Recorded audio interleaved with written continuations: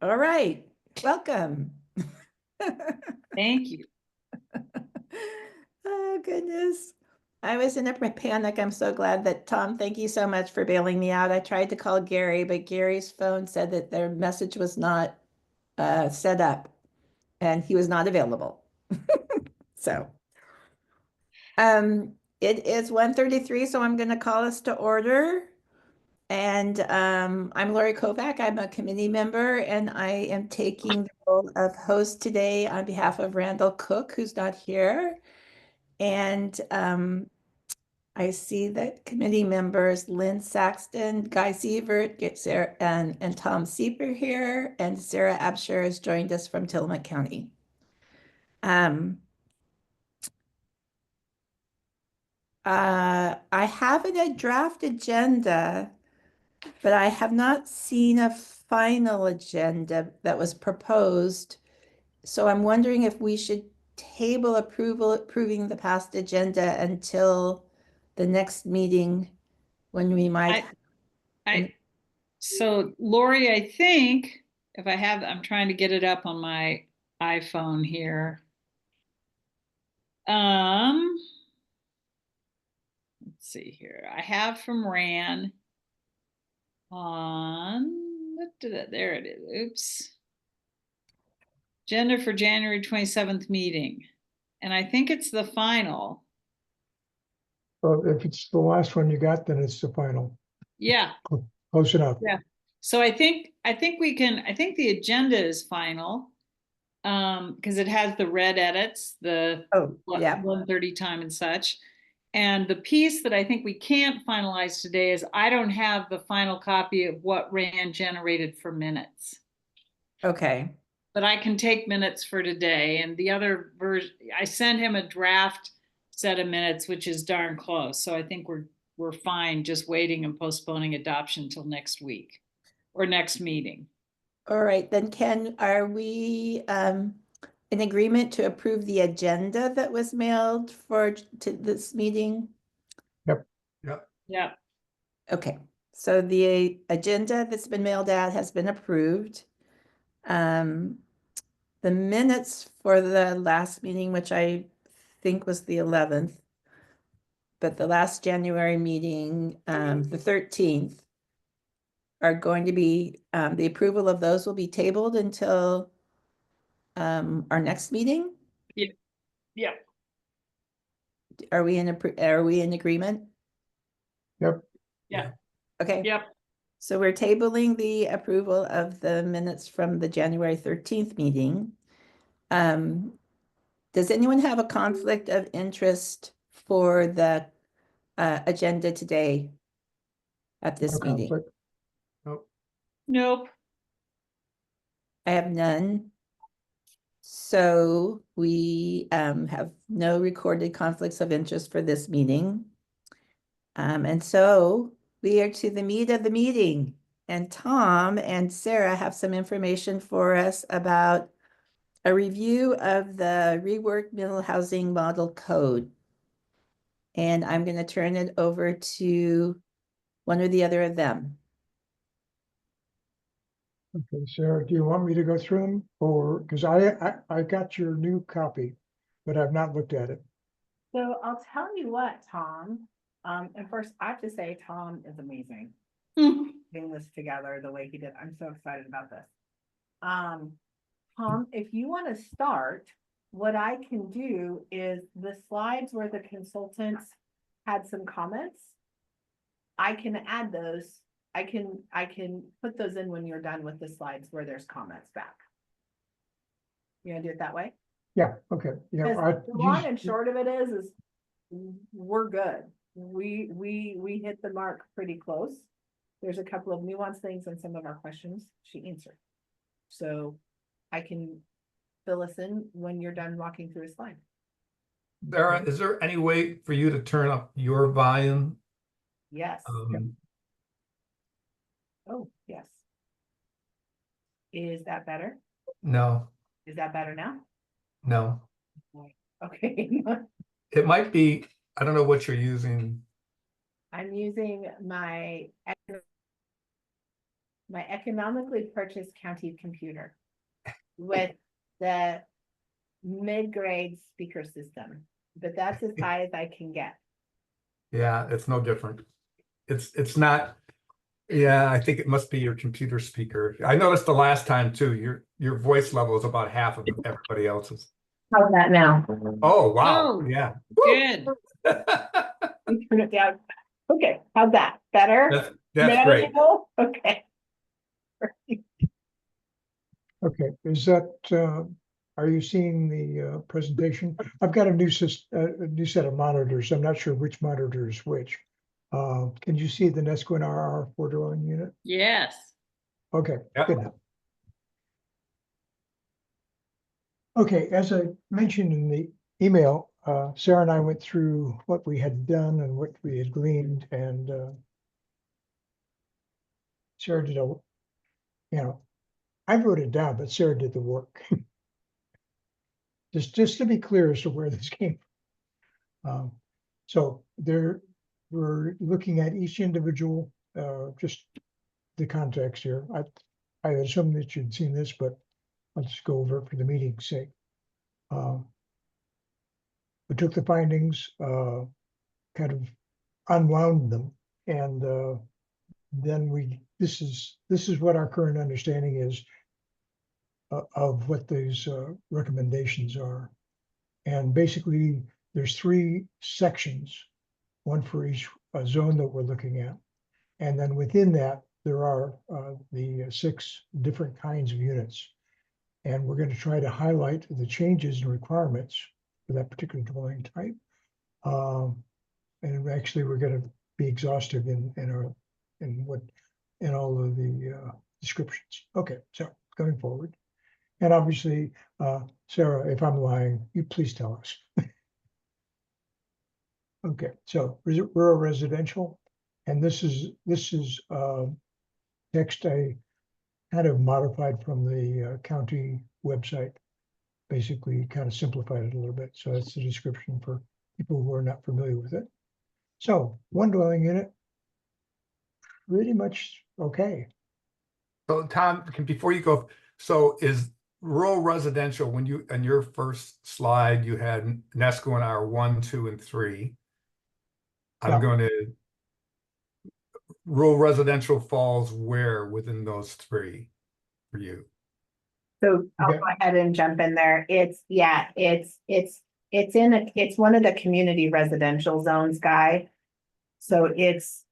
Oh, never mind. I missed it. I misread. That was my vision problem. I thought the top one, Neskowin RR. Okay, fine. Never mind. Tom, one thing real quick too, just, so did you kind of go over how each slide takes one of the middle housing unit options and compares it to the zoning?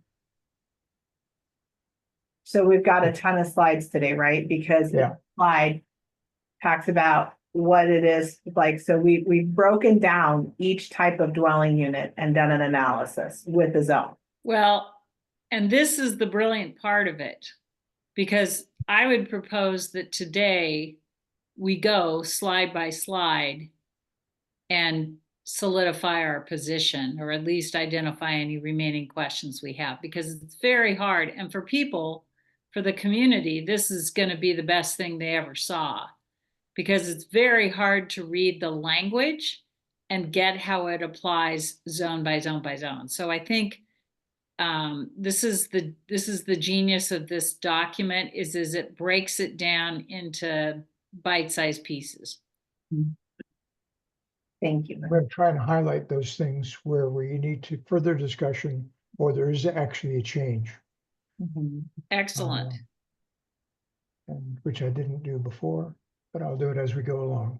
So, Sarah, you could. These are all of the criteria that were listed in the recommendations, although parking was only sort of obliquely referred to. Did you want to go over what those mean? Because you can tell me. Yeah. So what we have is Tom and I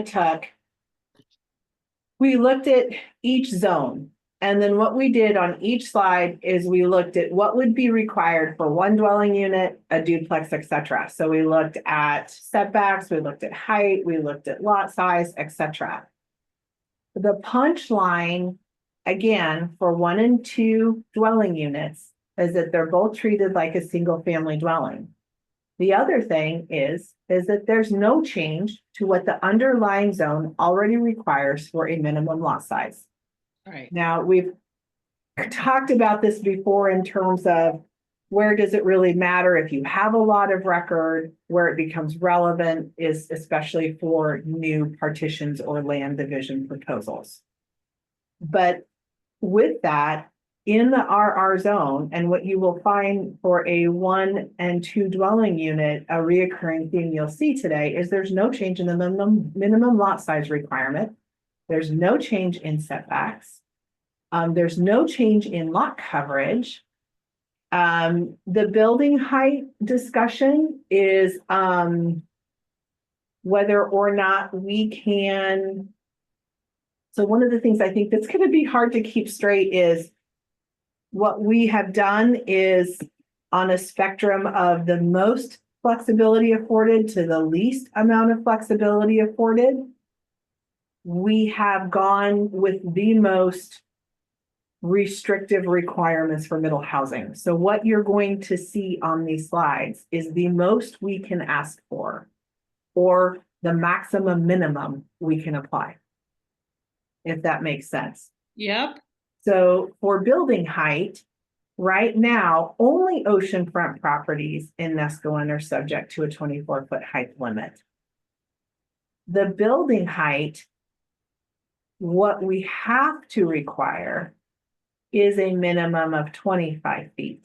So everywhere where you have 35 feet, which is everywhere in the community except the oceanfront lots, there's really no change. What this comes down to, and so Tom, if you want to expand on Elizabeth's first note up there, it talks about, or I can read it, there's 2 options. We can increase the minimum height to 25 or take a small exception to maintain the 24-foot height limit through findings that show it won't impact feasibility of development. So, and that again would only apply to that stretch of oceanfront lots in the community. So Sarah, before, just pause there to a minute as the minutes taker. I want to be sure I've got this straight of what you just said in terms of the methodology used here.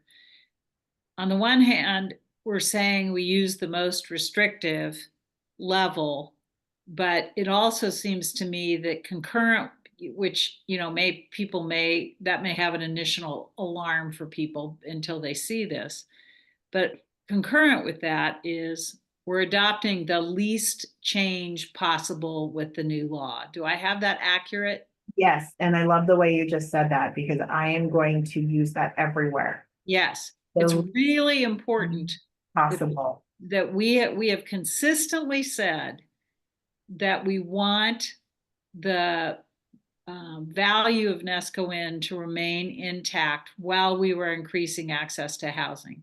Yep. And so that is the basis of this document. And I think we need to say it in that way. It's not the least restrictive just so we can go out and make things hard on people. Yep. It is to meet our values and to produce the smallest amount of change while accomplishing the goal. That is exactly right. I could not have said that better. Thank you.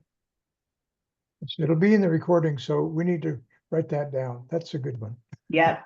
Yes, I'm already trying to commit pieces of that to memory. So we'll have. So here is the other thing with that. So most of the properties at Neskowin already have a building height allowance to 35 feet. So it really is a minor change that really only impacts a very small number of properties for height. In terms of parking, what Elizabeth confirmed today is that for a single family dwelling, we can still require 2 parking spaces, Tom. Okay, So that is, but it would be so the maximum would be 2 parking spaces. And I have asked her, does that also apply to a duplex if we're treating them the same? So I'm waiting for that feedback. okay, so, how should I change this wording? I would say parking, no change. Yeah. Because we already require 2 parking spaces for a dwelling. And it may help because I think we should use these slides when they are finalized in our community meeting explaining this, rather than doing narrative and doing all the other stuff. This is the easiest presentation ever. And so maybe what we want to say, no change, current, parentheses, currently 2 spaces. I agree, Lynn. Just so it's We should do simple. this. Yeah, we should do the same on building height too then. Building height increase minimum 25 feet, maximum height, no change. Yeah, I like that guy. I think that's really good. Okay, I was off doing something else. So, Guy, what did you say? Under building height, where we say increase minimum to 25 feet, no change in maximum height. And to Lynn's point that we should just remind them of. There are 2 dimensions to building height. Right. Okay, I think I will go ahead and copy the notes in here so you can read them more easily, but I'll figure out some other way of incorporating them. Yeah, and what I was thinking too, honestly, was, so my mind, when I was thinking about, well, how many properties would be bumped up to 25 feet? And my mind immediately went to the map, right? So if we think about our map, there were not many oceanfront properties that are vacant and developable.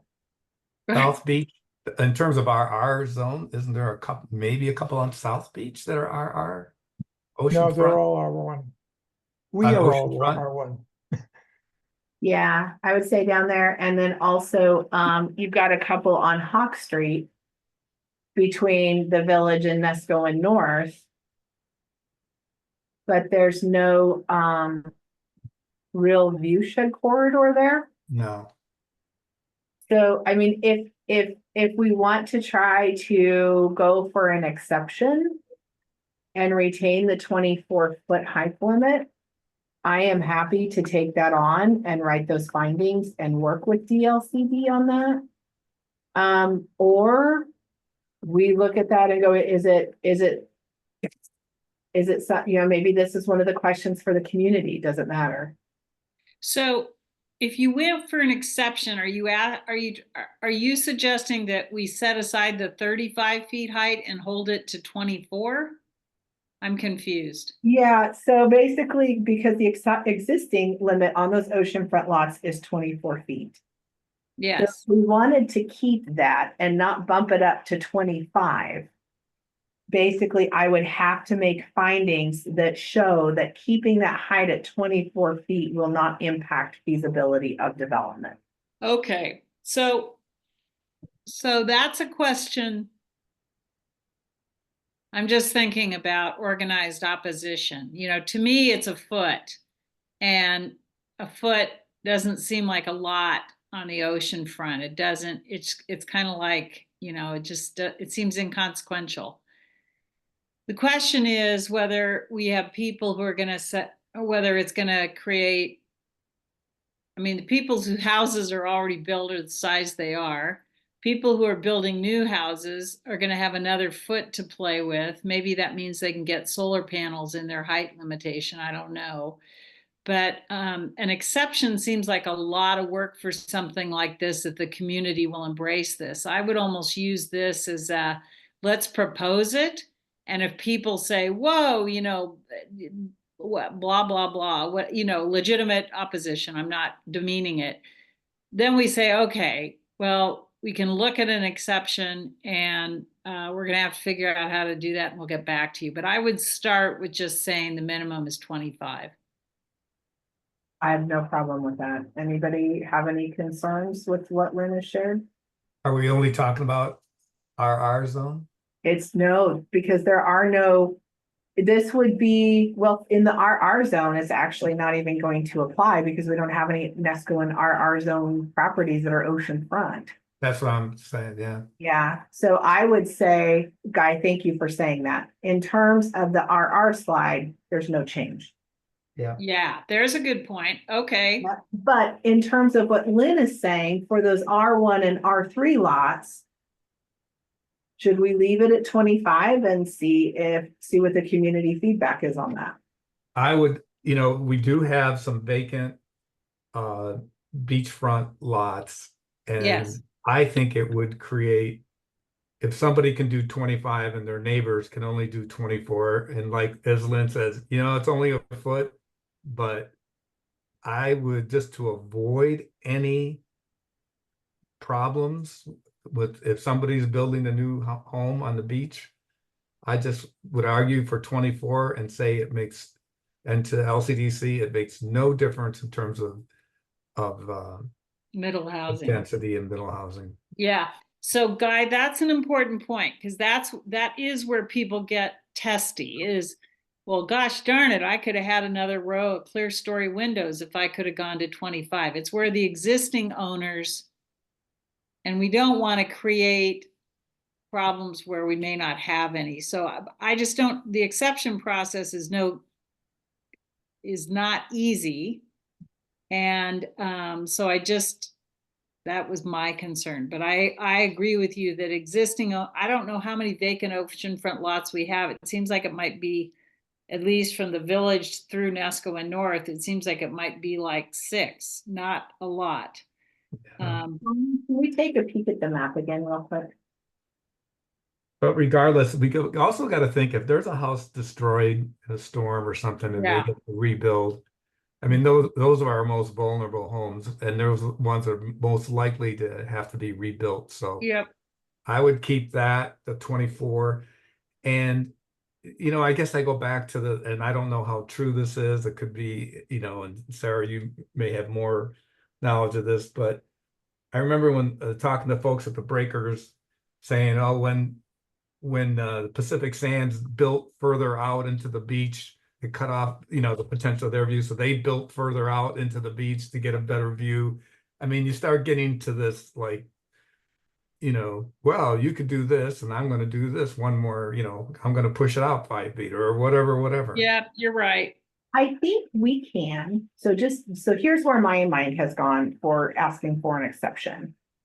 I think what we can demonstrate is, due to topography and existing development, there are many great examples how you can easily accommodate 2 stories within that 24-foot height maximum. There you go. It's doable. It's they're all flat lots. We've got, arguably, I think some people would say they feel bigger than 24 feet. Mm-hmm. Well, even in South Beach, where we had that recent case, Sarah, because of the topography, we allowed them to, in terms of the design, they could go higher than 24 feet. So, I mean, there are some of those cases that happen. Right, and there's a method for addressing it. Right, exactly. If it's needed. Yeah. Right, exactly. Okay, good discussion. Excellent. Yeah, I prefer to keep it at 24 just because that keeps things fair. Awesome. Okay, Tom, so then back on the Neskowin RR slide for one dwelling unit, for all of the Neskowin RR zones, thankful for this conversation, there's no change. You can put that on all of the building heights. Okay, so building height, no change? No change. No change to maximum. No change. Minimum is still changed? I'm sorry? The minimum, what I'm highlighting there? So there's so I would get rid of that and just say no change in maximum. Because anybody can build at any height as long as it doesn't exceed 35 feet. Right. Okay.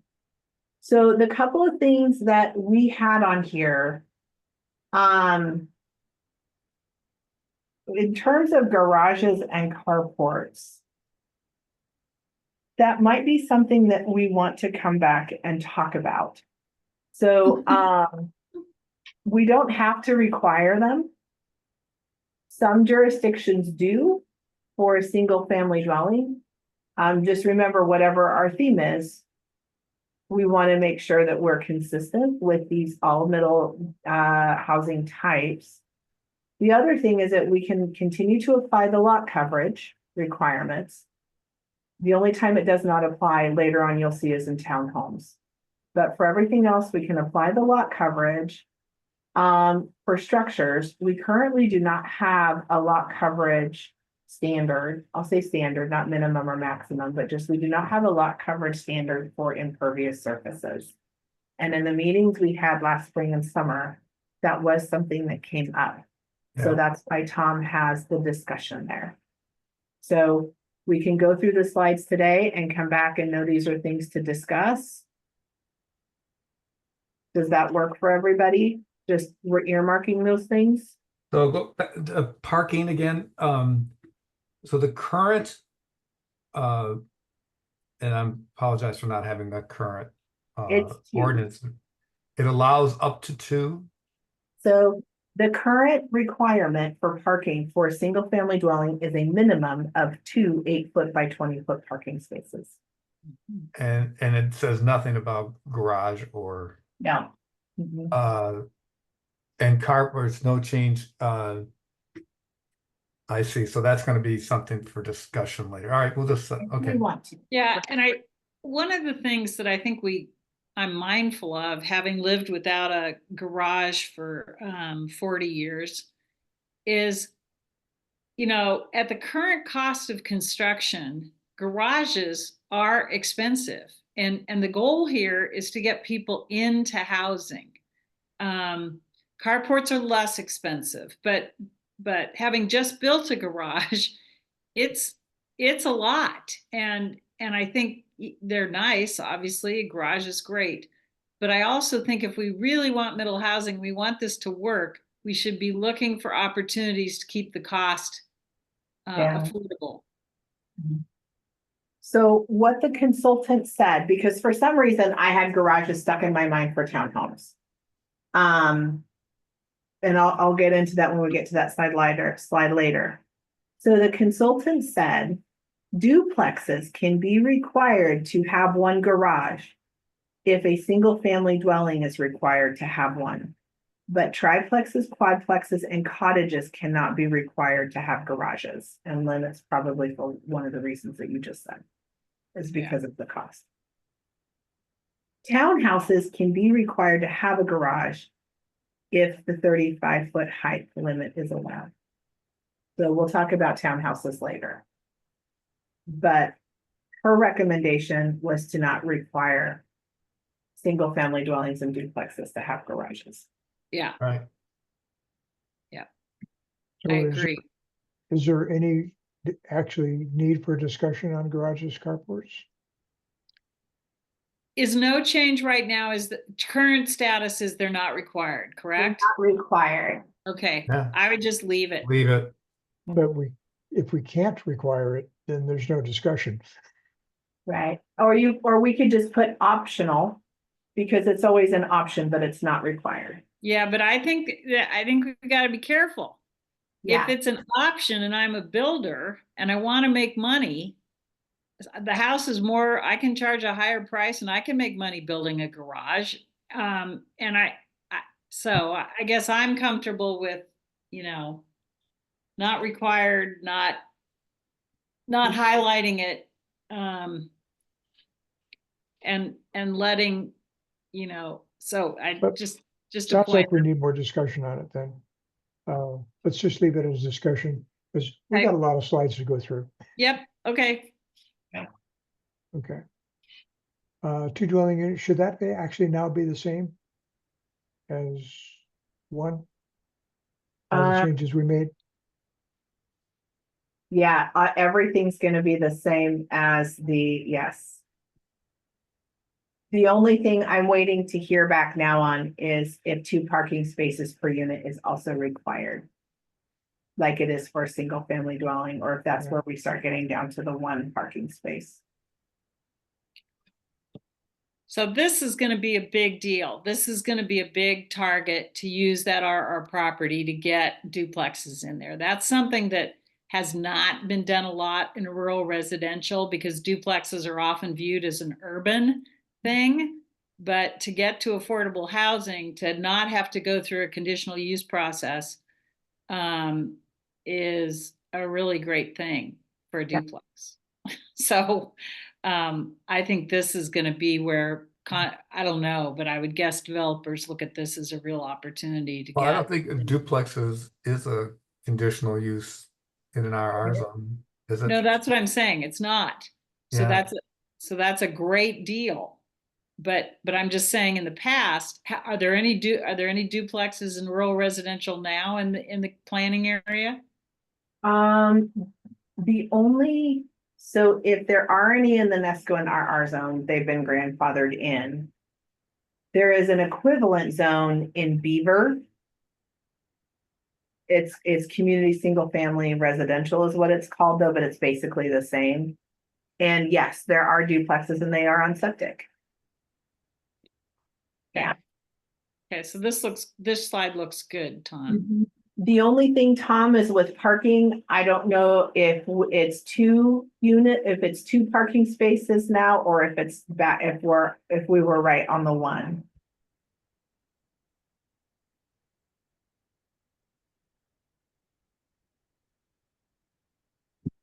So, Nope. yeah. Now, the thing with this that Tom and I had talked about, because a 20-foot front yard setback is still required, it naturally can turn into an area for a driveway to add an additional parking space if the code only requires one. Right? There's opportunity, Lynn, to your point, where you can create outside parking because you're going to have that setback still apply. So I'm curious to see how developers and contractors would take advantage of that 20-foot front yard setback and leverage that for parking. Yep.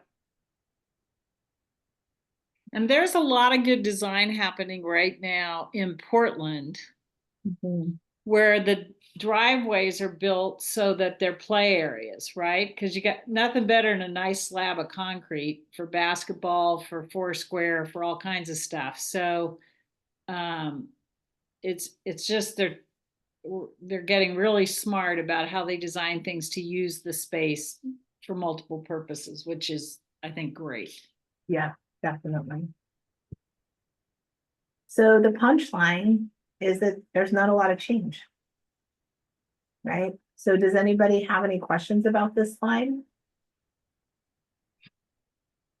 And okay, yes, all right, I think that's all, Tom. Okay. So here's where things start getting interesting.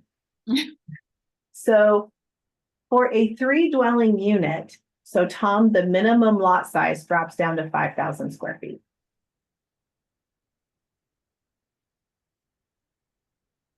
Okay, so it's not no change. It is not Reduced to- okay. Right? Remember we talked about try Yeah. at 5,000 and yeah. Wait.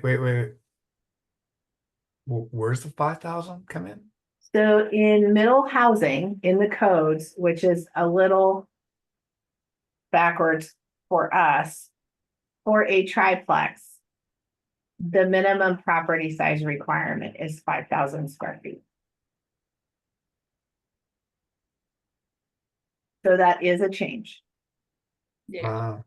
What the consultant did say is that we can, in the standards, keep the caveat that properties on septic may require a larger lot size because they'll have to have a size able to accommodate a septic system.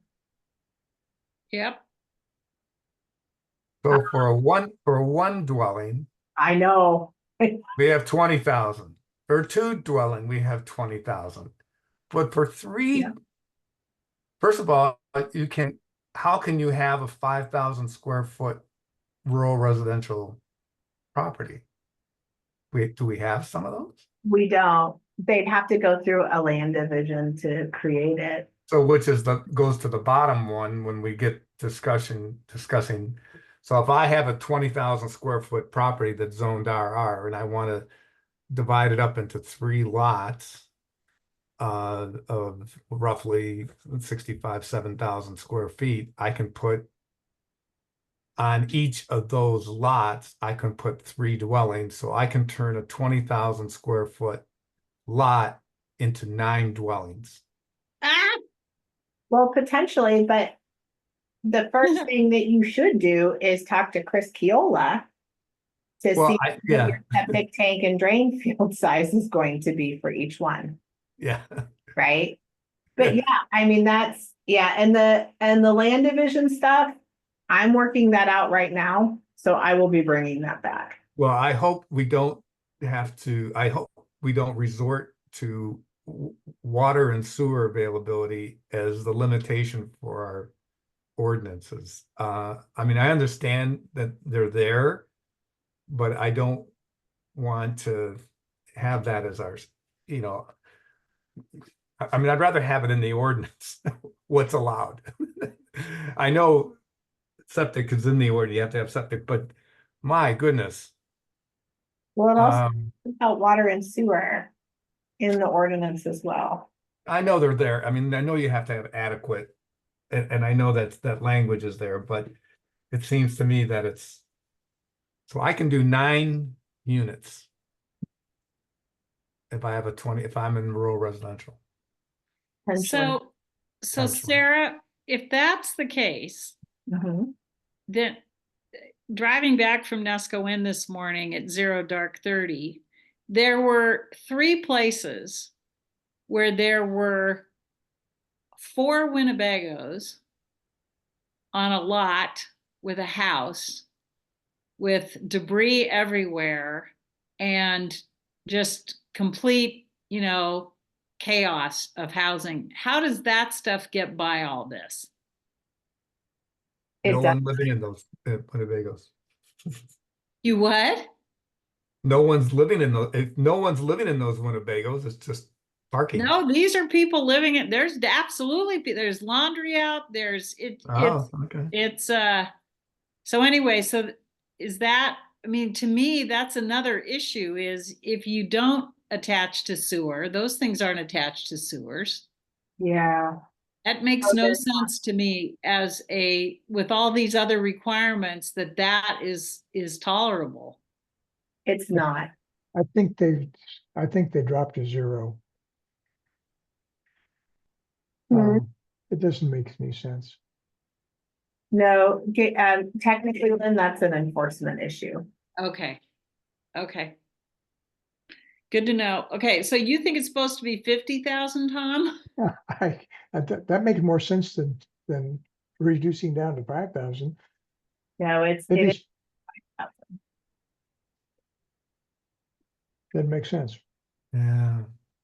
Isn't the reason for the small lot size is to drive costs down? Isn't this the kind of, so if I've got 20,000 square feet and I want to sell it to a developer to build, affordable housing, then he can take it and divide it into a 5,000 parcel and a 10,000 parcel, and he can isn't that to create these little villages? Yes. Yeah. That's the purpose. Yeah. Because your costs are lower, and then you can do it. That's the problem. Is they've got to be restrictions have to be applied all the way around. That's why Oregon doesn't have enough housing to get these things to an affordable level. Yeah. Right. And I actually, so Tom Kemper, who is helping me with the Oceanside work, and he did Holding Creek Apartments in Tillamook. It's the first apartment complex that we've had since Champion Park in the mid-90s. And he and I were going through these the other day for Oceanside, and he is going to give me some examples so that we can visualize what this looks like, because he actually thought whether it's in Bend or other areas that he's worked, he said that these changes are actually really important, specifically to Lynn's points. But he said you can design some really nice triplexes on a smaller lot that don't look invasive, Yeah, I guess is maybe the word. Well, in Neskowin, all these properties are east of 101, pretty much. That's right. And so they're currently, the view is, as people look east, right now, most of what they see is forest. Not all those areas are zoned forest, as we saw in the map. So yeah, I mean, we all talk about, you know, kind of migrating the, you know, the residential away from the hazard, which is the ocean. In a lot of ways, this makes sense. I mean, it's our zone. Our zone is east of 101, where we've all said this is where we want to increase housing opportunities and where Neskowin has to look to grow. So yeah, And Guy, as I think through it, yeah, it makes sense. And yeah. that's a great point. Thank you for saying that. Yeah. Makes sense. Yeah, so Tom, with this one, building height would also be no change.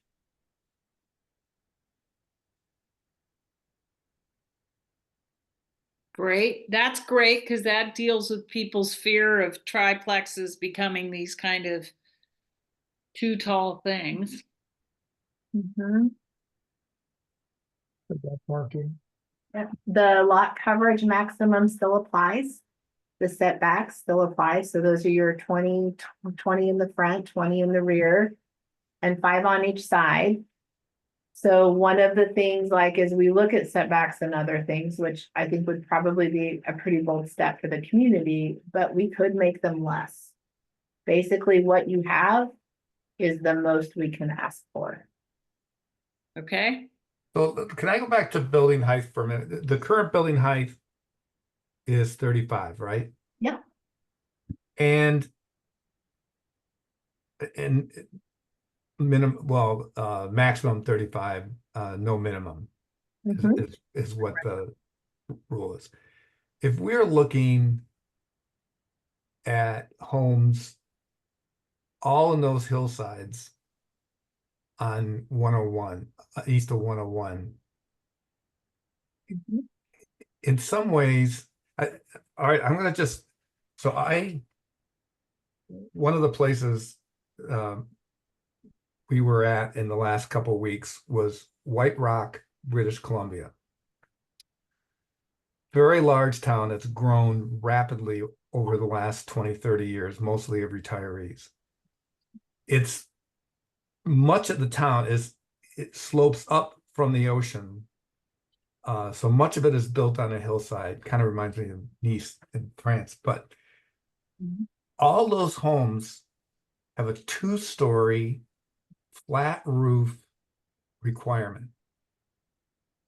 And because they're all sloped overlooking the ocean. And so what you don't see is a lot of, well, you see no peaks. You see all flat roofs. And you see 2-story homes. In terms of the way on a slope, the way you would do 2-story. A lot of them have daylight, you know, kind of basement things. And is it automatic that we think of the homes that would be developed east of 101? They're all going to, most all of them are going to be on the Coast Range slope. We really want to allow up to 35-foot peaks over there. We do, Guy, and if we were to lower the height, I get into a property rights and measure 56 issue. Oh, really? Even that? Okay. Yeah. Oceanside wants to lower their height maximum, and gonna thank you, Lynn. Yeah, I appreciate the thoughtfulness of what you're saying, Guy. I'm to Lynn's point earlier, I'm not sure if we want to invite a problem where we may not have one. And between the changes in topography, the other thing I would say is there's a lot of topographical changes over there.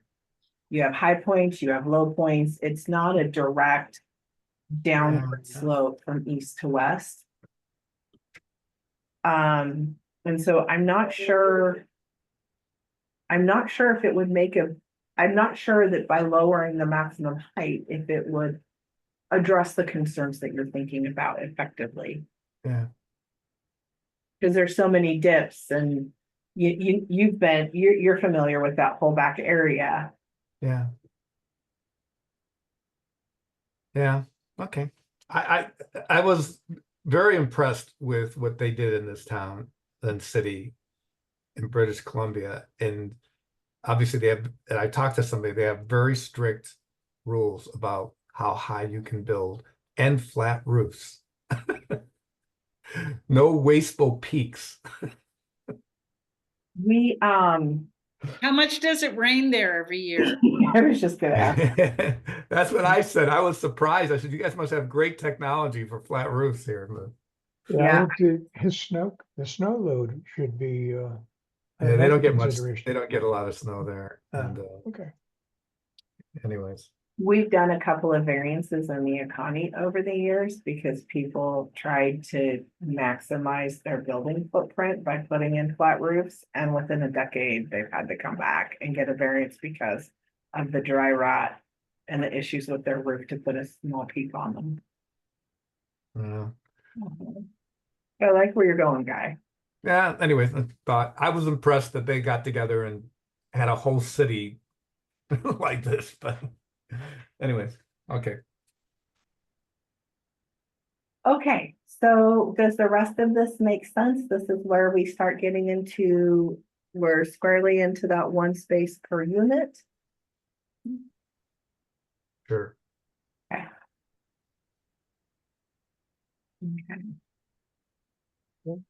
Anything else?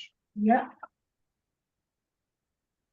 I think we're ready to go to the floor dwelling. That's where we are. Okay. This is, so, and is this where it is 20,000 square feet for the 4 dwelling unit? So in a 4 dwelling unit, it is 7,000 square feet. There we go. So we need to change that. And again, that drives the cost down because you're putting a lot on a smaller footprint. So that's same deal. Yeah.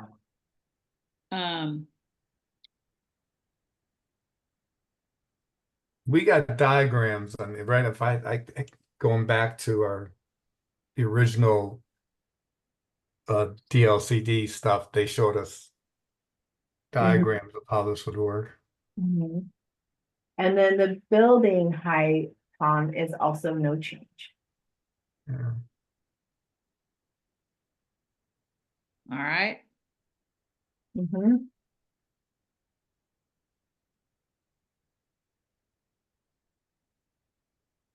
So any discussion on that?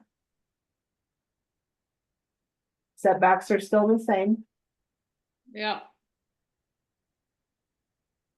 And I guess just to confirm, the committee feels that all of these housing options should be common wall construction. So when Oh, that's what I was going to ask. we're visualizing all of this, are we, how does the group feel about that? Are we moving forward with common wall, meaning that they all have to be attached to each other? We've had discussions about that. What is, so does the law require common law construction? No. No. So middle I'd say no. housing, basically you could have a fourplex that had 4 detached units.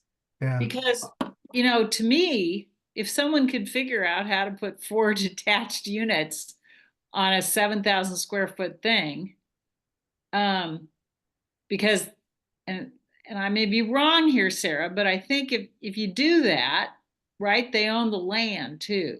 That's right.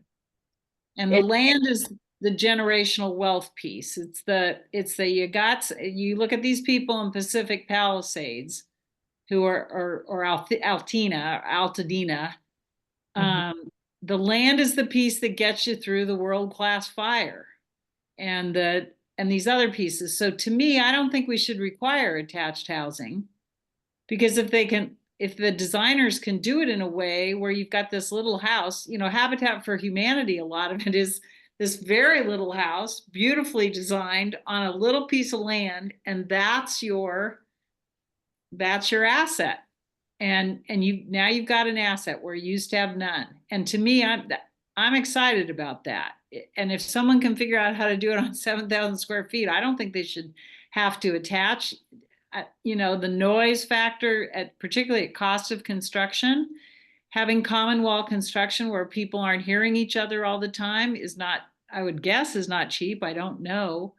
But I'm for letting designers have as much freedom as we can to get this to an affordable cost. One of the thoughts we had was that if you have a 4-dwelling unit that's unattached, how is that different than a cottage cluster?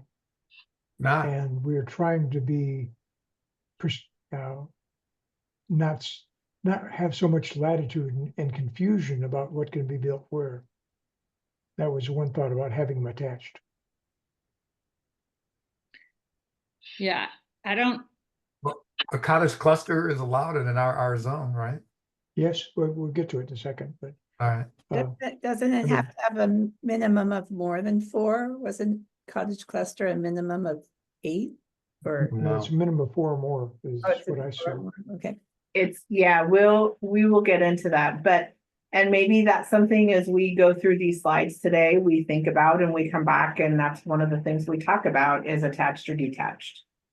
Well, and here's the other question I have, Sarah, technically is in Washington State, a townhouse can be 1 story and you own the land. Correct. And I don't know if that's true in Oregon, but if that is, wouldn't you be able to have 4, maybe not a cottage cluster, maybe they're called townhomes, but they're single story and they're on 7,000 square feet and you own the land. I mean, at cottage clusters, I think you own the land too, but I think the point is well taken, is what's the difference between a 4-dwelling unit and a cottage cluster, and is it worth making any difference, or should we make them the same? I mean, I don't understand the implications of our decision making in terms of attached housing or in terms of land ownership. Well, I think for now, Lynn, your point about, hey, let people have the freedom to design what they want. So for the 4-dwelling unit on a 7,000 square foot, if they can do it, I'm with you. Let them do it. If it's detached, that's not, we shouldn't be prohibiting that. So I'd like to see when we get the cottage cluster, what the difference is going to be here in terms of regulations. Okay. I'm going to leave that as a discussion point for coming back later. Okay. I'm concerned about the lot coverage and the impervious surfaces, and the difference in what would be possibly, if there was anything that we want to talk about, if we're thinking about having it not just be buildings and gravel, about the impervious surface, and if it changes whether they're attached or detached. I don't have a problem with the 4-plex that's detached versus attached, detached, either way, unless it's somehow deleting landscaping and just being this either concrete or gravel lot. Yep. And so I just want to make sure we have that discussion, and so people understand what the potential is to do there under the current rules, because our current impervious surfaces are very non-regulated as far as I can understand. There are no standards, Lori, you're right. Yeah. So I want to remember that. Is there a standard, Sarah, that you know? Because I agree with Lori, it's a concern, and also it very definitely ties to asset value to have some green. Are there, where, I know we don't have any requirements or regulation, but are there jurisdictions you work with where they say, you know, for a 400 or for a, let's take a 900 square foot single level house, you've got to have X amount of earth or some, is there anyone that's done this correctly that accommodates the middle housing goals?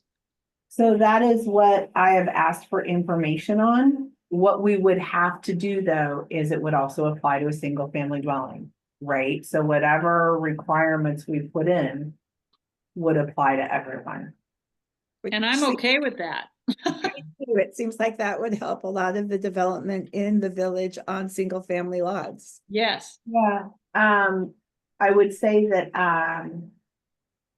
so for the fourplexes or the triplexes or whatever, unless we put a landscaping requirement in, and whatever we pick, we have to be careful to demonstrate it's not creating a barrier, right? Cost or whatever. The cottage cluster model does require open space, so there are some standards for that. So I guess in terms of just something to think about too is, well, what is the difference? A fourplex typically is something that either someone's going to keep in their entire ownership and rent the units out, or they're going to take them and create townhomes to where they can be individually sold with the dirt.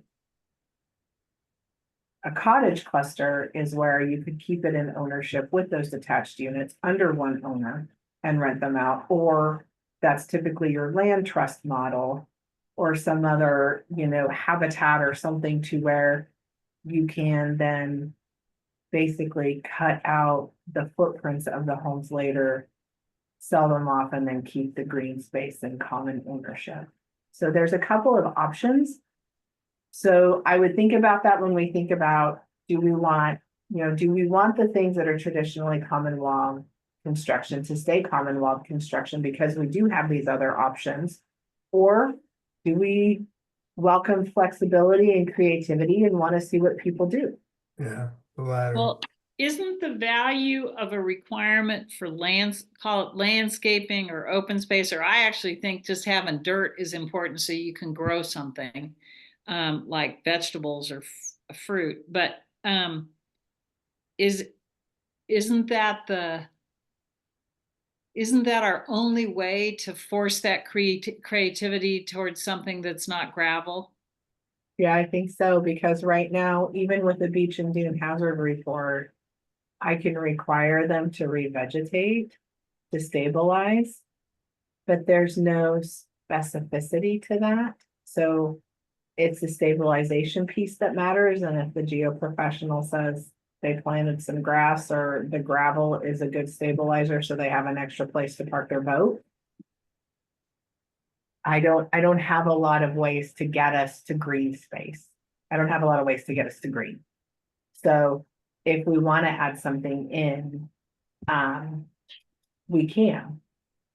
It's just going to have to apply to everyone. And I agree with Lori. I don't think that's a bad thing. Right. So do we have language we could look to that would do that? Yep. And I've got that on my list. Okay. So I will Thank you. get some stuff back to you. But yeah, so Tom's updated this slide.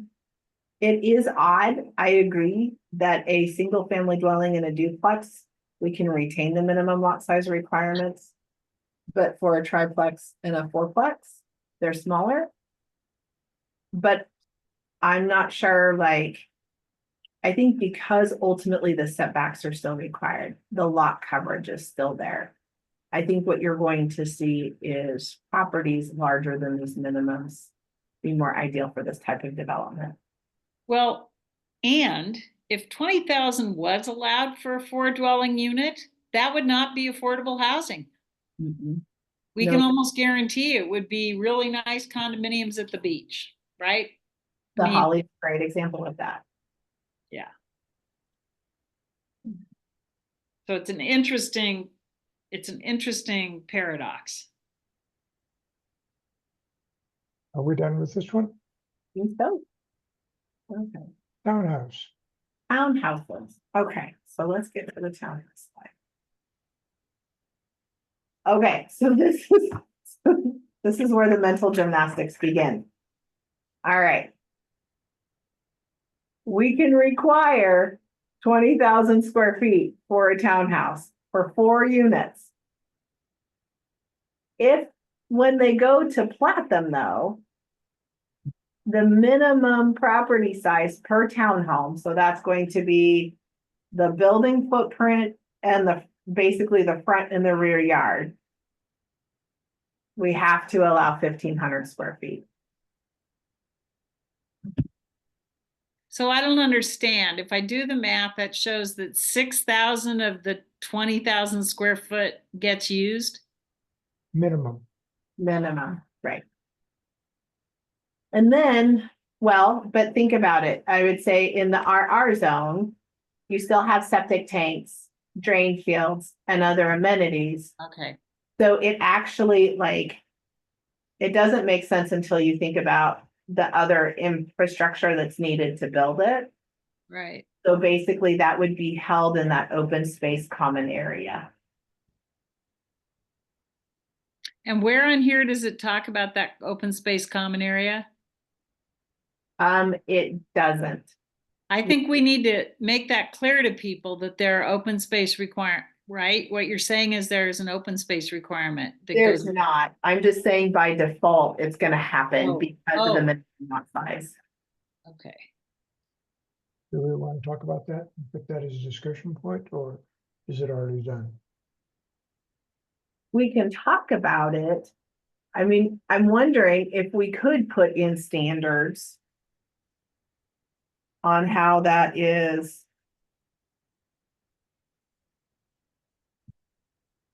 So what it says is 1,500 square foot lots must be allowed for each individual townhouse. So that's going to be that section of the building footprint and the grass in front of it and behind it. But the total size of the 4 attached units can be the same as a single family minimum lot size.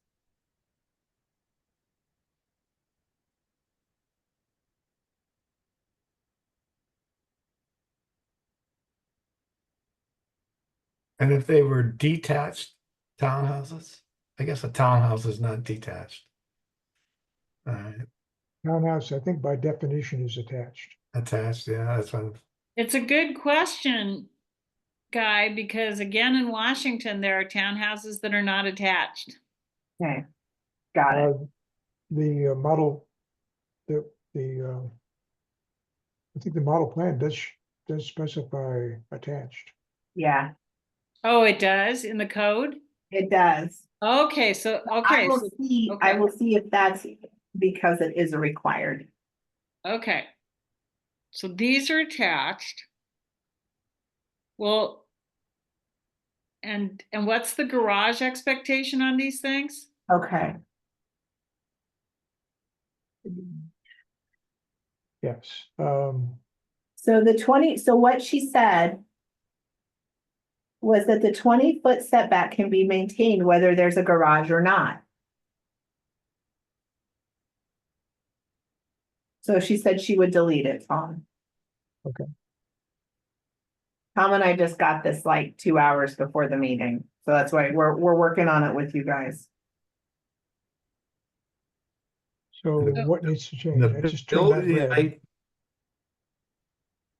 height, So you can get rid of where it says maintain 20-foot front yard setback if we require a garage. So we can still maintain the 20-foot front yard setback whether there is a garage or not. Okay, So what's the building height got to do with the garage? I'm trying to, the garage is under That's the house. gonna get into cottage clusters, I think. must allow 35 feet. If garage required, you have to allow 35 feet, or otherwise 24, 25 feet. Well, so I got a little confused myself on that standard, which was why we reached out to the consultant. So for this one, what we can confirm today is we can still require the 20-foot front yard setback. And there's no change to building height. And the building height has nothing to do with the garage being, No, there was another standard. I was cross-pollinating standards. But in attached housing, the most likely place for a garage is under. I mean, they're done two ways. Like there's a yeah, place, right. Yeah. there's a place in Newburgh where they have these affordable houses and they're very tall. They've got to be 35 feet and the garage is under.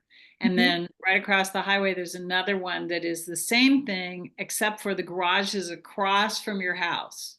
And Sarah showed us a picture of that a ways ago, a couple meetings ago, where you come in your front door, you're a 2-story building, 24, 25 feet, and then the garage is across a drive area, which I think is less desirable. But I guess one of the questions I have is on the roads on the east of the highway in Neskowin, do the roads, if, in the village, everyone parks everywhere. It's, and that's the way it's always been. But on east of the highway, if you have a garage, does it help with the ease of access on the road? Are the roads narrow, I guess is my question to get to the point. There's not a lot of roads over there. So we're going to be we may have to be improving roads to get to these developments.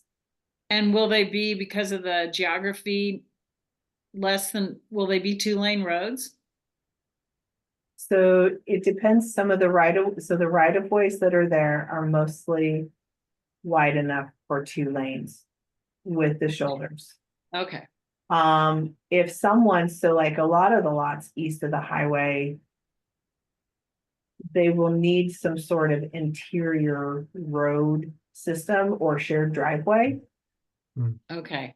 So that would be something where we would work with the fire department to make sure that those driveways were of adequate width.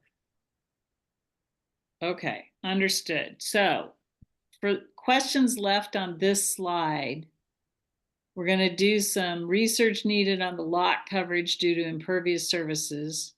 We're going to see if there are standards for green or open spaces. And I'm going to see if they have to be attached. Otherwise, this looks, Right. it seems like we've taken it as far as we can today. Right.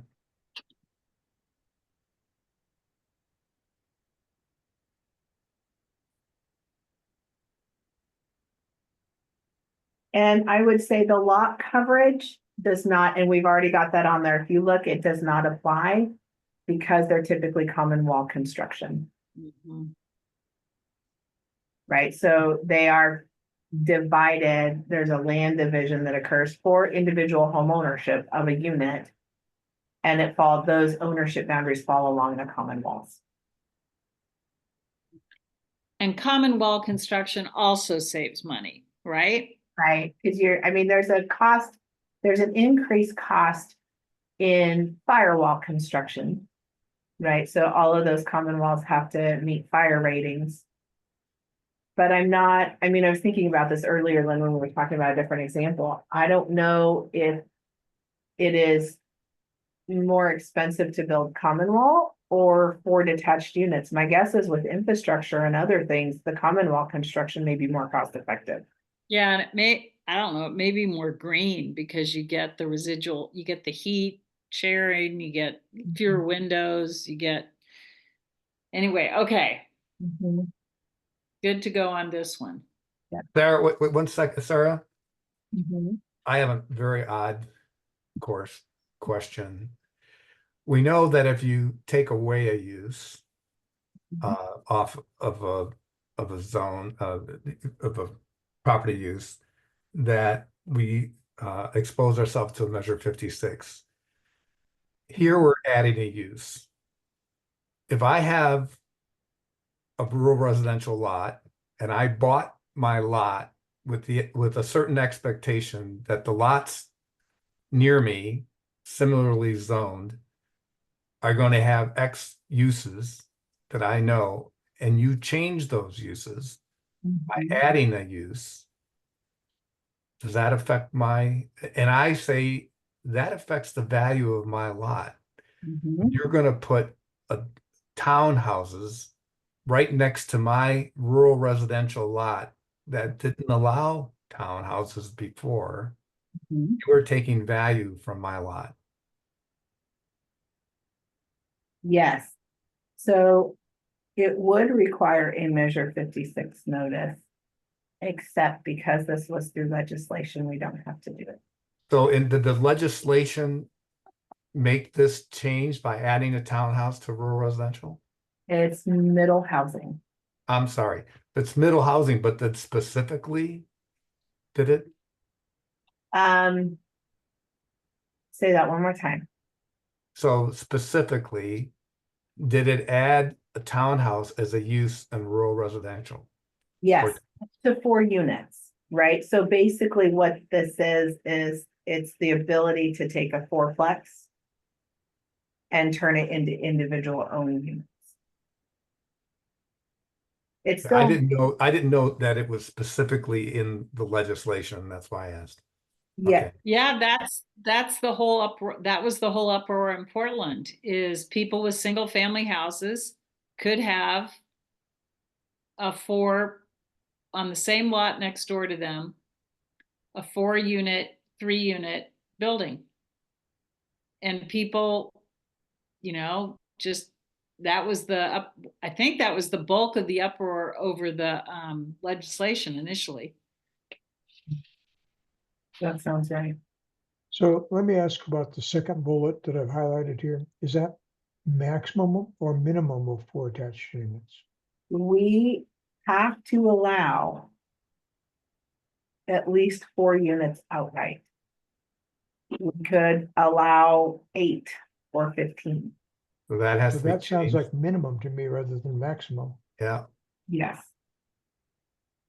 But what we are saying for purposes of the code is that it would be up to 4. So if someone has a triplex and wants to turn them into townhomes, they can. So there's no minimum, maximum, there's no number then. So The what minimum is undefined, the maximum is undefined. You haven't defined anything. So do I have that right? In terms of number of units. What we have to allow for is an outright townhouse process for at least 4 units. This So is it's a maximum minimum. of 4 attached units. So it's a minimum. It is a minimum. It is a minimum, but Yeah. when we put it in the ordinance, it'll be up to 4 units outright. I think Up for to most means, people, A maximum. most people in the public think of minimum as it has to be 4 or maximum as it can't be more than 4. So if it's at least 4, I think we should say at least 4 Yeah. because you understand it's a variable. Yep. Right. So then if I put at least 4 in the ordinance, then what we've done is we have said, in order to create a townhome outright, you must have a townhome development, you must have at least 4 units. Well, so could it say at least Consistent with the 2? model. Could it say at least 2? It could, I mean, we could say 2 to 4 units. But you said it could be more than 4.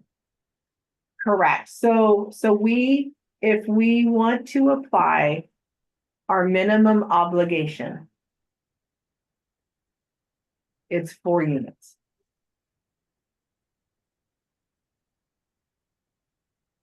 And the maximum units is what?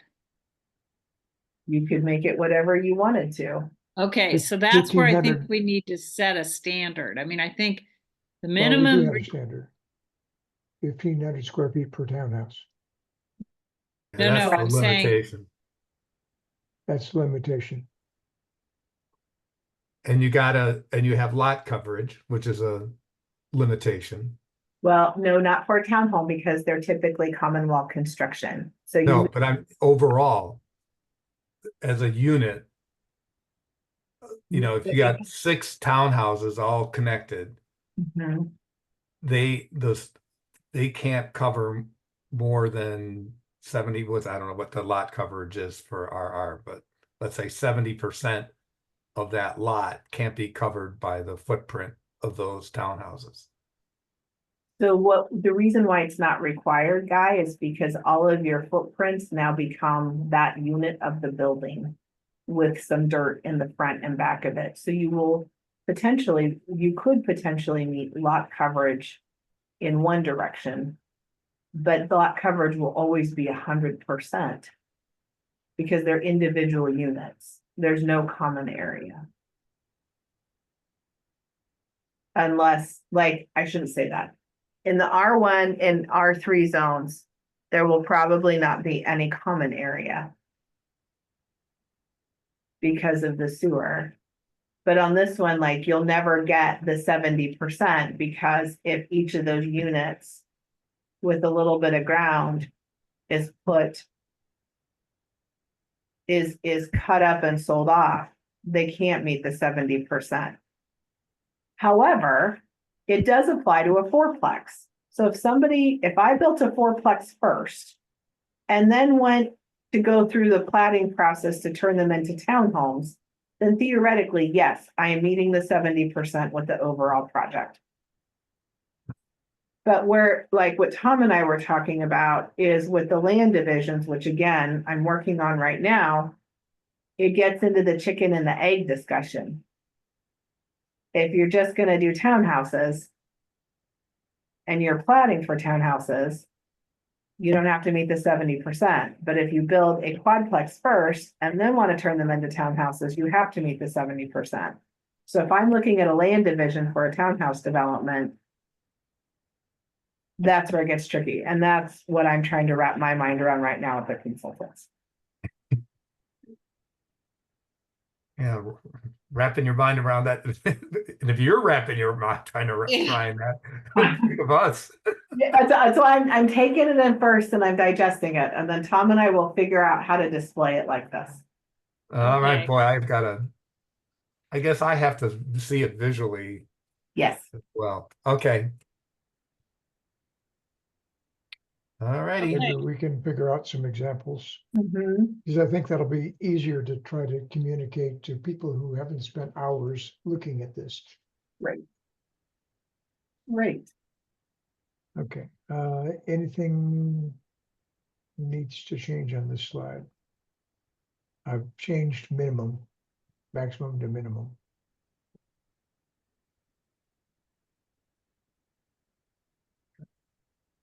Hearing no changes? The only thing I'm concerned about with minimums, and I'm thinking of some of our folks that are very good about participating in our discussions, is when they see minimum that may relate to them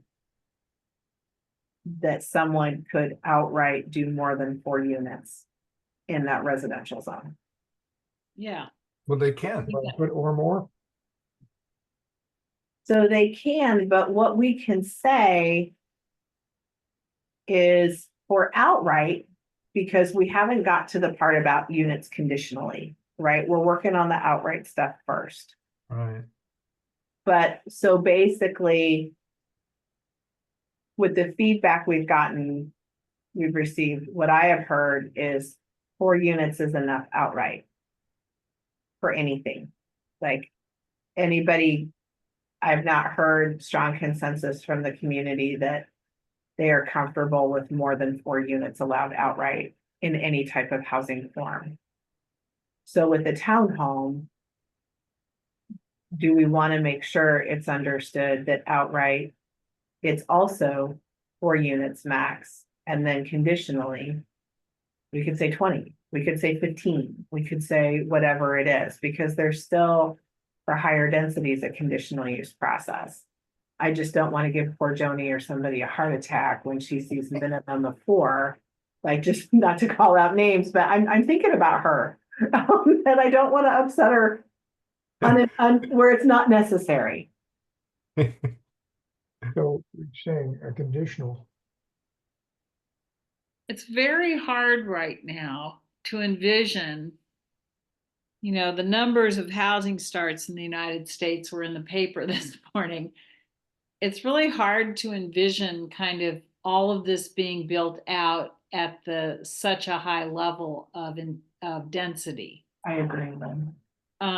Just in terms of the resources that are available, you know, there's not a hospital in Neskowin. There's never going to be a hospital in Neskowin. There's not really a grocery. I mean, there's a market, but there's, you know, the logistics of the properties and the location and the proximity of jobs is going to drive this to some extent. But I understand why people get really nervous when they think about, okay, well here, and that's what, again, that's what happened in Portland. Suddenly people said, oh, wait, I've got 4 units going in next door on my residential street, which is all single family homes. And 4 was shook people up. If it were more than 4, people will really, I think there'll be a real reaction. Right, which is why I think, unless you guys disagree, is the messaging right now. We want to meet that minimum obligation to allow for 4 outright. Yeah. And then we talk about conditionally, so through a conditional use review, Tom, we could allow more. And then that's where those additional criteria come in as well. And the public notification and the rest of it. Are we do gonna we even get want to, to, do we even want to broach that outright versus conditional at this point? yeah, it's a good thing to add that these are all outright use, Yeah, outright it does have outright ordinances, Yeah, regulations, or conditional, or what? this is all outright. But I think just in general, we should understand everything we've gone through. It's outright. I think we should come back and visit the conditional use piece after we've done this. And gotten some community feedback. Are we going to get to condos in this? Yes. RR? Oh, Okay. no, not condos. No, we're gonna go to cottage clusters. Are condos allowed in RR? No, I think they are in the R1 and the R3 though. That's a really good question, Guy. I assumed they were not allowed in RR, but you know, stranger things have happened. So that's a good question. You're not allowed in the rural residential in the Neskowin RR zone, but let me see about. I always tell my staff to look before they answer. Well, we have them in Neskowin's commercial zone. We do. And we have them in R3. Yep. We have actually one in R1, Pacific Sands. I think that's an R1.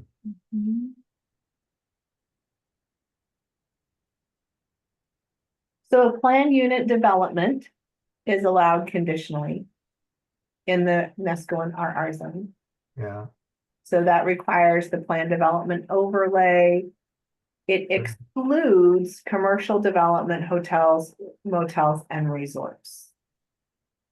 The number of attached single-family dwelling units in the cluster shall be established and may exceed 4 units per cluster. So maybe too, will we start thinking about like the next steps in terms of what we may want to change condition for residential uses listed conditionally? I would encourage everyone to go take a look at what's already there. In the R1 zone.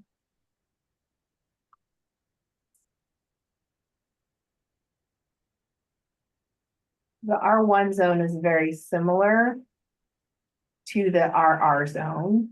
And then I don't see condo, but yeah, I think you're right, Guy. Let's see. In the R3 zone, yep, R3 zone, multifamily dwellings, including townhouses and condominiums.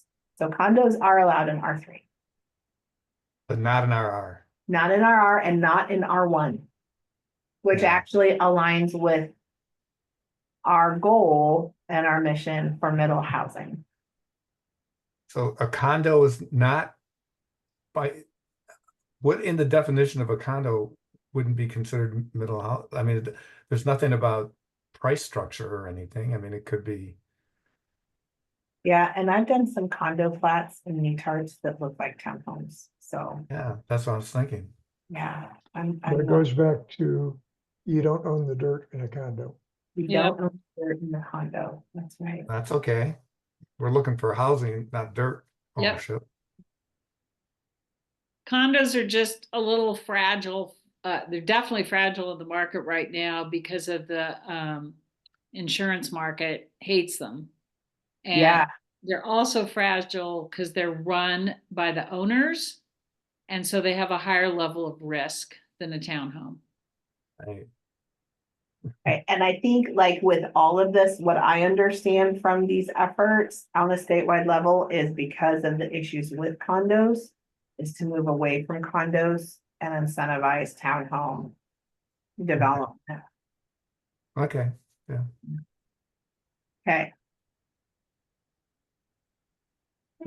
Anything more here? I added conditional, maybe more. I think that's good. Anybody else Yes. have a concern with that? Nope. It's good. Okay. Okay. Right.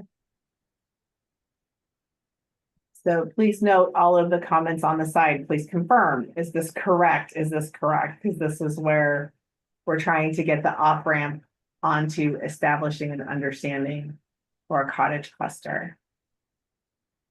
So one of the things that I think would be helpful if you haven't already read it is to take a look at the comment box on the right-hand side that's right under cottage cluster that talks about standards.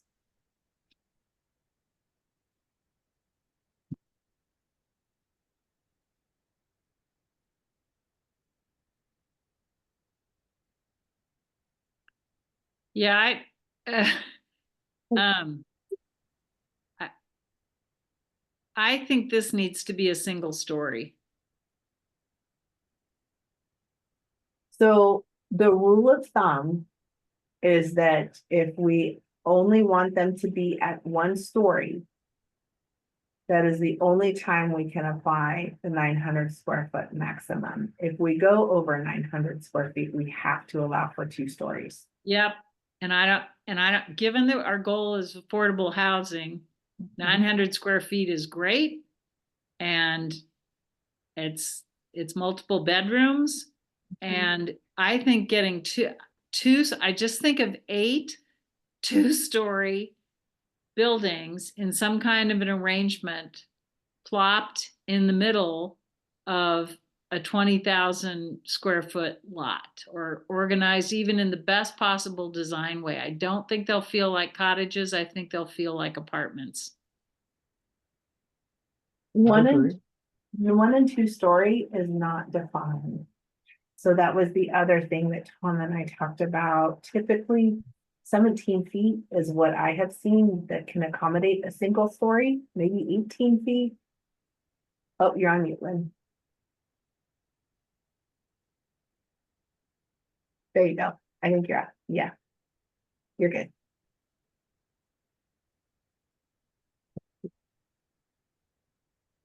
Does anybody disagree that in theory, a cottage should be 1 story?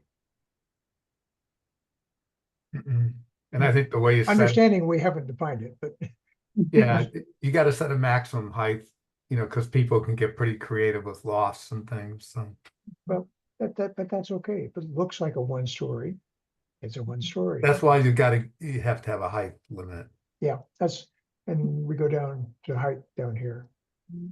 So, And if you did 17, 18 feet, you are going to be able to put a loft in there. Basically, I was thinking about like a typical building height for a manufactured dwelling with some sort of blocking or skirting.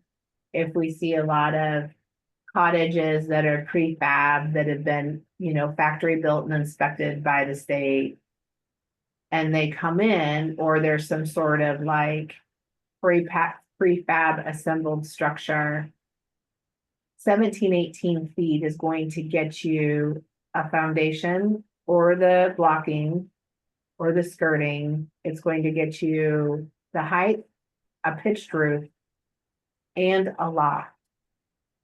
Yahoo! So, yeah, and in fact, I would say if everyone's okay, I would, yeah, I'd say 17, 18 feet. I'm okay with that. Me too.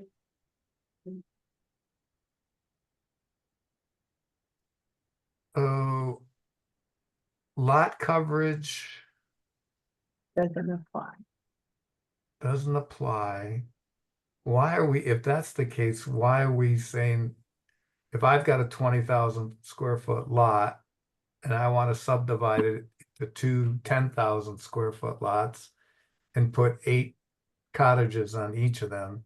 So I want to double my cottage to 16 on my 20,000 square foot lot. And if I don't have to worry about lot coverage, there's no common area. So there is a common area and parking. We have not gotten into those details yet. All right, So that'll be at an upcoming meeting. okay. I mean, we could allow for a smaller lot size. But then do you, between septic and community character, you know, right now you're looking at 8 units on 20,000 square feet. If you reduce, to your point, if you reduce the minimum lot size requirement, you're adding density for more cottages. Oh, yeah. Well, I'm just saying, I'm not saying I like it. I'm just saying if I own, if I was somebody who wanted to maximize the value of my 20,000 square foot lot, can I, I'd want to subdivide and build 16 cottages. But you have to have 40,000, you have to have about an acre to do that because the minimum lot size is still gonna be 20,000 square feet. It just allows you to put up to 8 units on 20,000 square feet. That's what I'm saying. Why we have a 20,000 square foot? Because in the other areas, in terms of we allow people to go down to a 7, to a 7, they could subdivide down to a 7,000 square foot lot in an RR zone. I think in one case, even 5,000 square foot lot in an RR zone. Why couldn't I go down to a 10,000 square foot lot and still put 8 cottages up? We can change it. That's absolutely an option. Well, then that way for cottages, do we still want to require 20,000 square foot for 8 cottages? What we can allow is for the minimum lot size requirement of the zone for a single family dwelling. So that's why we didn't change it. Yeah. I'm also thinking, and I know this will come in building permits in terms of people it's just like our area here with the way we handled septic, with our own, I can't remember that. I always forget the name of the system we have that processes everything here on our property before it leaves the effluent lease property. And as our septic guy says, you can drink it once it leaves your property. Have like an Advantech system. Thank you. I could never remember that. So basically there are no setback requirements except for the outer perimeter is 10 feet all the way around. Because in something like a cottage cluster, I could build a cottage cluster and own all the units and rent them out and own the ground. Or I could, if I were a land trust, I could partition or subdivide out the little postage stamps for each cottage. Or do some sort of lot configuration. Yeah. So that each one could be owned separately. So at the end, what that means though is that every cottage has to adhere to at least, or has to have at least a 10-foot setback from the exterior property lines. There are a lot of these RR zones border forest land. Mm-hmm. And we still have that 100-foot setback, don't we? We do. The problem with that is that not every community has it. So like Oceanside doesn't have it at all. So what I'm thinking is, if we are really thinking of increasing density in our zones, which again primarily are east of 101, and many of them will border that forest land and will deal with that 100-foot setback currently. One of the things that we may want to also consider, it's kind of a corollary to all this, is to reduce that setback. I think I have to, Guy. I think what I do is still have them sign the declaratory statement that I require Oceanside and other communities that don't have that 100-foot setback to do. Yeah, you'd still want them to sign something saying you understand the risk. That's and, right. And that, but I'm just saying, just in principle, I mean, just to save a couple of steps there and to understand that we're cutting back that 100-foot to allow more housing in those RR zones. Anyways, this thought. No, I was thinking about that too. Yeah. Just to interrupt, as the host here today, I just want to remind people that we were scheduled to end at 3:30. So we have about 20 minutes left for today's discussion if we're going to stay on schedule. I don't know if that will change anything we do, but just kind of a heads up. And part of the reason we picked I have to be on another board call at 3:30, so I will have to leave at 3:30 regardless, but so if the rest of you, if it's helpful to stay till 4, we're all on the same page, so no problem doing that. So are we a quorum with 3 only? Yep. Yeah. Yep. Well, Okay. and what I would say is that what you've seen with the RR zone is now the reoccurring theme for for the R1 and the R3 as well. Yep. So Too Tom, much of a step and repeat. There are a few changes, should but we? not many. Should we advance to the changes? Yeah.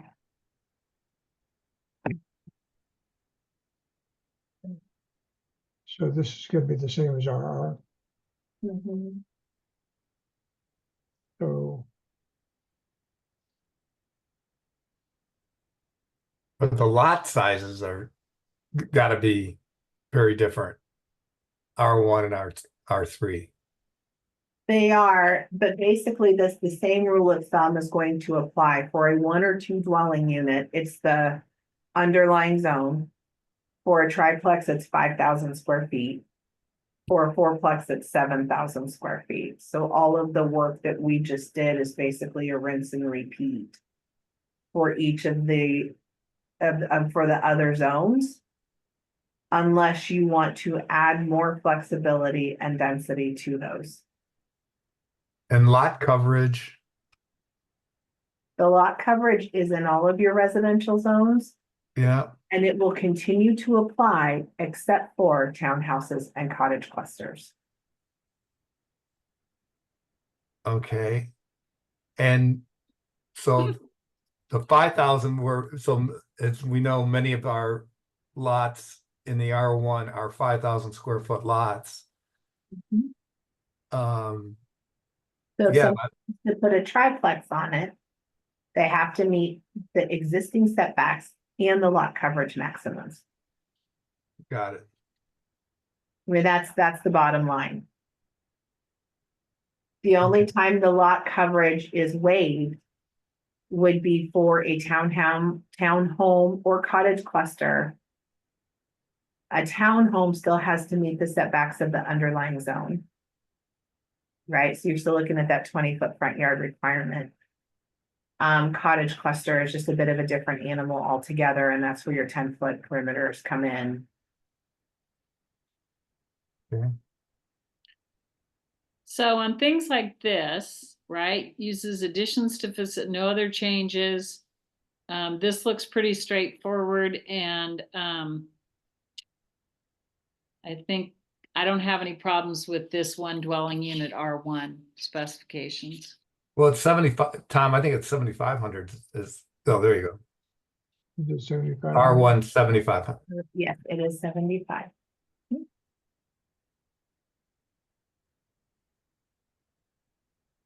The next one. Yeah.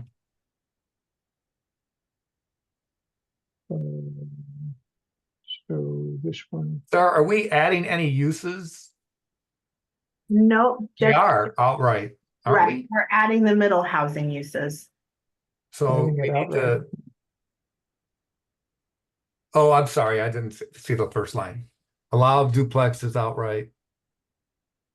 We don't have to say not conditionally, but anything else besides duplex? There's the triplex, right?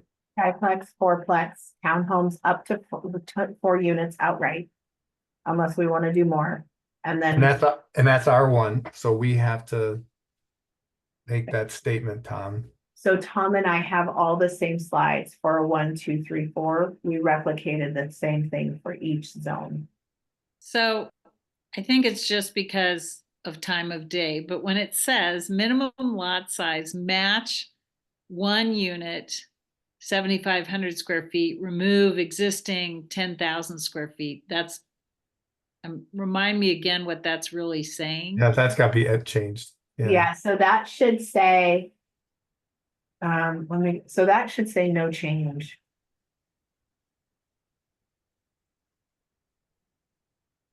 Let me go to that's the R1 zone. Okay. All right. Yeah, let me make sure that that's, so it's. Oh, because in the R1 zone. It currently requires 10,000 square feet for a 2-family dwelling. So that's why it said remove 10,000 square feet.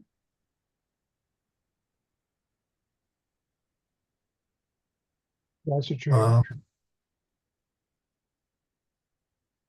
Yeah.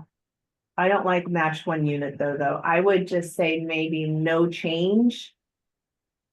And then like you have there, remove existing 10,000 square feet.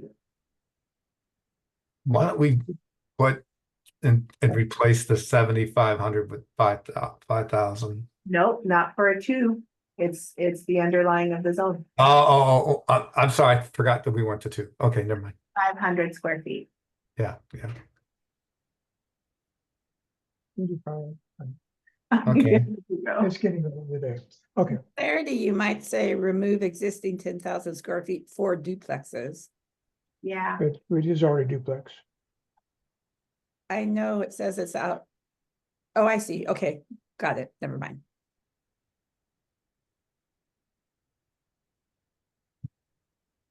Okay. Yep.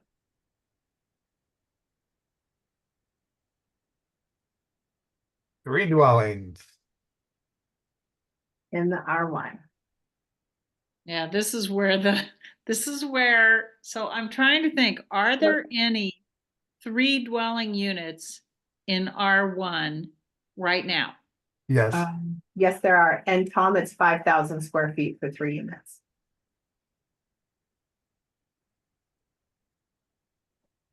So what's an example of one? There's one on what's the street past McNichols? A little 4-unit, almost like little motel thing. The 3-story one? No, it's 2 stories. Oh, okay. Yeah, Good to know. they're That'll small, help us in this discussion with folks. but it's more like a motel thing, Lynn, rather than a residence. Right. Okay. But do we have any other changes here? I'm just going to confirm the parking space requirement. Okay.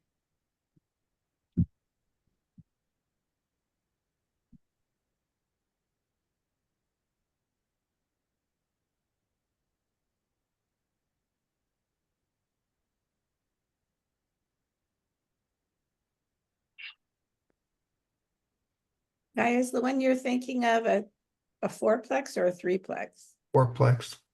Yeah, this is for 3 dwelling units. Yeah, I mean, I guess Lynn's question was anything more than Oh, 3 or yeah. more, but.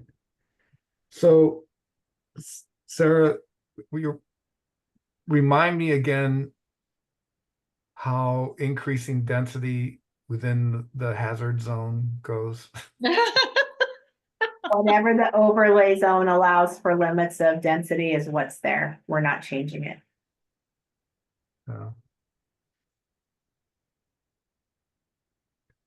So for the N1, R1, we're zones that are within the coastal hazard zone. If it's one unit per property, Yeah, then that's where it stays. Right, so I will do an exception in the findings that talk about the adoption of the overlay zone, because basically none of the work that we're doing can conflict with the requirements of an overlay zone, whether it's that one, beach and dune, flood hazard. So I will have a section in my staff report that just captures all of that to say where there's more restrictive provisions or additional requirements of these overlay zones, they will continue to apply. And like we had talked about in the village, that goes in about one good lot into the east side of Breakers. So yeah. it's everything oceanfront and then about one lot in on the east side. Of course, it's silly because in some ways, because we have a couple of rental units on the beachfront that house up to 15, 16, 17 people. Used to, now they're down to 14. Oh, 14, excuse me. Mhm. Anyways, all right. Okay. So just thinking about time, Lori, Tom, do you feel like we've gotten good information to clean up our document moving forward to bring it back?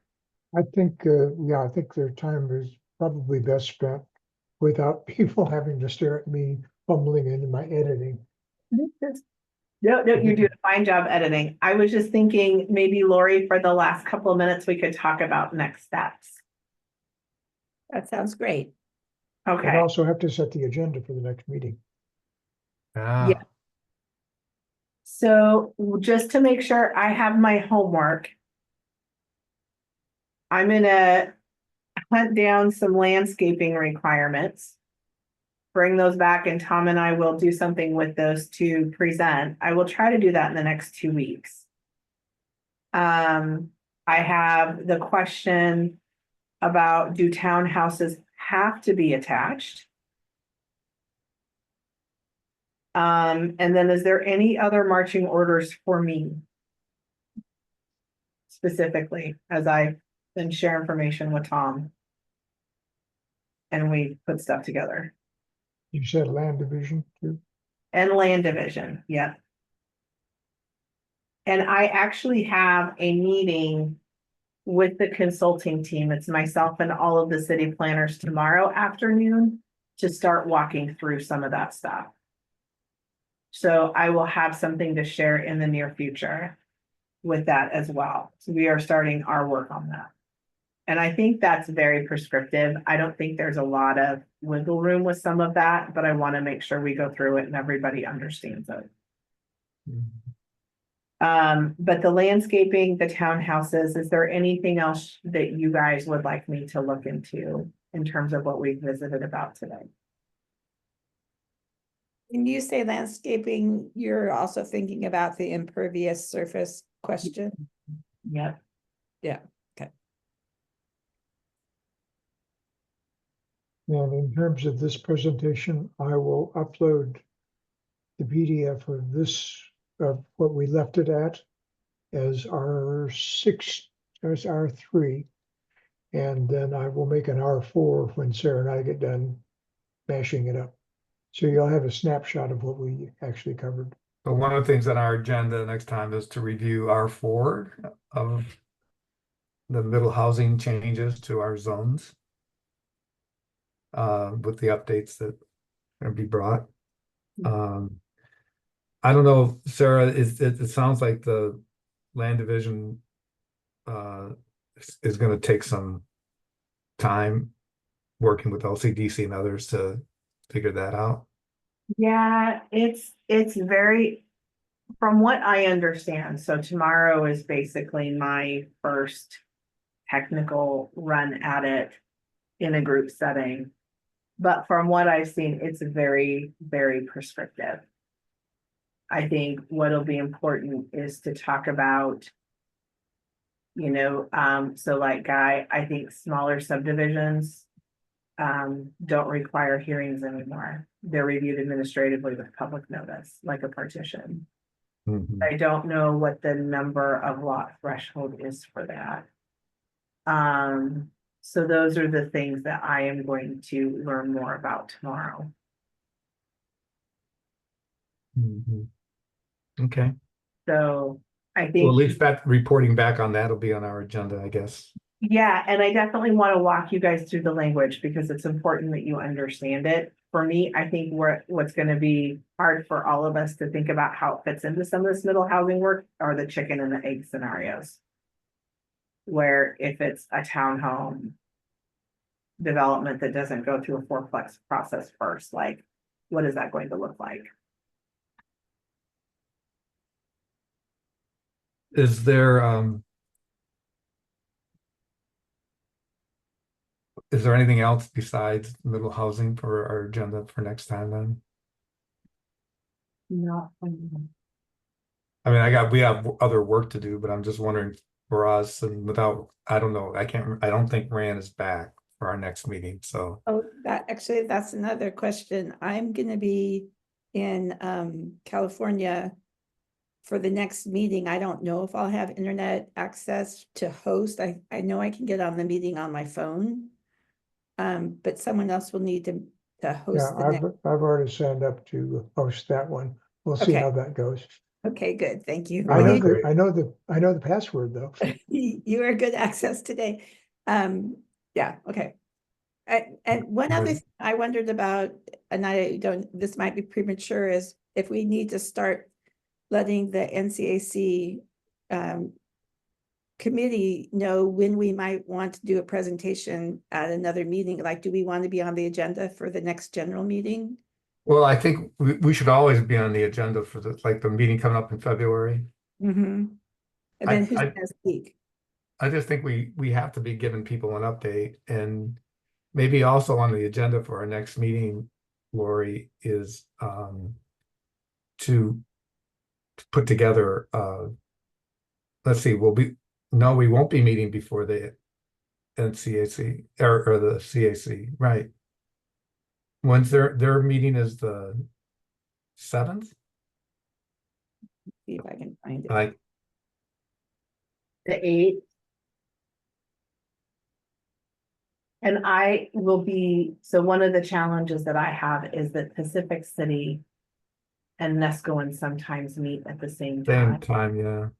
and on the same day. And Always been the case. I am doing their kickoff middle housing. So I'm just getting started with PC. Yeah. So I will not be there. I think you guys could totally give an update. Yeah. And I think Tom, maybe if nothing else, at the next meeting we have, just our group here, is maybe we talk about kind of the feedback, if any feedback was given on the updates. I think what we talked about last meeting was trying to do a target presentation in March or April, like a real, like the things that Tom and, that we're putting together and doing with the maps. So maybe let them know that that's coming, but we could dedicate the next meeting to just finishing this up. Tom, whatever else I get that we can add to this and keep building off of it. I think there's value in that. Yeah. But the NCAC meeting is before our next committee meeting. Yeah, that's what I thought. So we'll just give an update, Lori, and you So- can do that. I mean, But I will be, I'm going to be out of town, so I don't know what access. Actually, on the 8th, I'm actually going to be in the truck driving.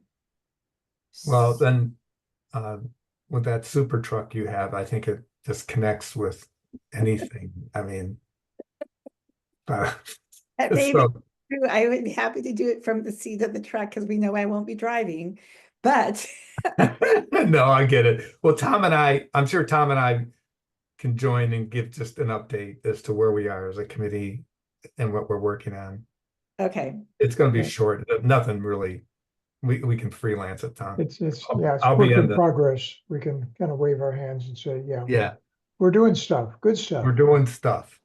okay. And so then are one of you going to talk to Mark about getting on the agenda for the general meeting? I'll just email Mark and just say, put us on as a report, just in general. Okay, Brief report, give us Brief 5. report. You want to ask the community if, we're going to do a general meeting presentation. Yeah. But if a smaller group wanted to meet at the golf course again, and before we do the big presentation, if we wanted to do a get together and a check-in at the golf course, I would be happy to come down. I love those meetings. Thank you, Lori. I too, I miss them. I think they're so much more interactive when people are in person than they are when they're on the Zoom. But that's Mhm. just my opinion. I agree. That's why I'm thinking But even. we've got to have something for them to interact with. What if we showed them the slides, these slides, once we get them cleaned up and just kind of start walking people through them before the big presentation to the general membership? So we do kind of a sub community meeting just based on middle housing alone and the changes that are going to occur in Neskowin. Yeah, kind of like a And- soft opening. Yeah. Sarah, would that need to be a hybrid? I can make it a hybrid. Yeah, It Just bring has to on be that a stuff. hybrid, yes. yeah. Okay, we have one more minute. Oh, I guess we already lost then, so never mind. Well, I don't know if it's something you'd want to float by the committee to say, we'd love to have another golf course, meeting. If we host one to kind of do a check-in of where we're at, would people be interested in coming? Why don't we, and Lori, do you have time before you leave to have a discussion with Mark as to, is this something that, and I think they have an executive committee before the meeting coming up, so maybe they can discuss whether or not it'd be good. And just say, we think it might be a good idea, given the complexity and the changes that middle housing is gonna have on our actual ordinances, and is the biggest ordinance of changes that we're gonna have in this community. Maybe a separate meeting on that would be helpful. So can I email Mark by Yeah. just saying info at Neskowin, whatever the. I always just email him directly, Mark. Do you have his email? I can send it to you if you don't. Yeah, send me, I don't think I have his personal email. I just email him personally. I'll send it to you, Lori. Okay, Well, and I would say, guys, to that point, with all of the no changes on the slides, do you think that there's still monumental changes, or do you think we let them decide that for themselves and use that meeting at the golf course to get their feedback about how they feel about it? Because I'm wondering if some of this stuff might actually help people take a breath. Especially when they see the map and they start seeing everything to go, okay, does this align more with our values of wanting to encourage development east of the highway? So say that again, Sarah. Are you suggesting that we? I'm just saying, I don't know if, I guess I would ask, is the right message that this is going to significantly change everything? Or based on the slides, we know there's a lot of things that aren't changing.